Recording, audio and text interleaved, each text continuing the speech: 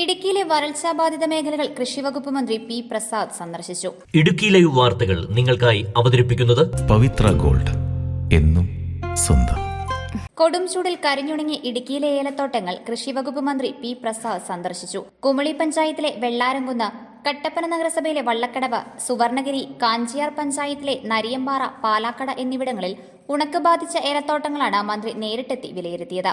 ജലവിഭവ വകുപ്പ് മന്ത്രി റോഷി അഗസ്റ്റിൻ, പീരുമേടമലെ വാഴൂർ സോമൻ എന്നിവരും മന്ത്രിമാർക്കൊപ്പമുണ്ടായിരുന്നു. കർഷകരുടെ ആശങ്കകൾ കേട്ടറിഞ്ഞ മന്ത്രി സർക്കാർ അടിയന്തരമായി വിഷയത്തിൽ ഇടപെടുമെന്ന് വ്യക്തമാക്കി.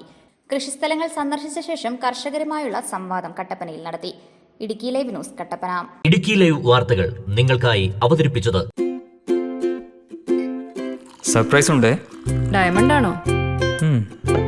നോക്ക്. സർപ്രൈസിങ് എളുപ്പമല്ല മാൻ. ഞങ്ങളെ എപ്പോഴും എന്തെങ്കിലുമൊക്കെ പ്രതീക്ഷിക്കും. ഏതെത്ര പോരാ? 5 grams. എത്ര പ്രതീക്ഷിച്ചില്ല. സർപ്രൈസ് ആയില്ലേ?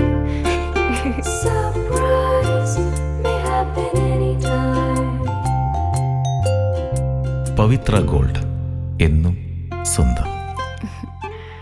ഒരെണ്ണം കൂടി വാങ്ങായിരുന്നു.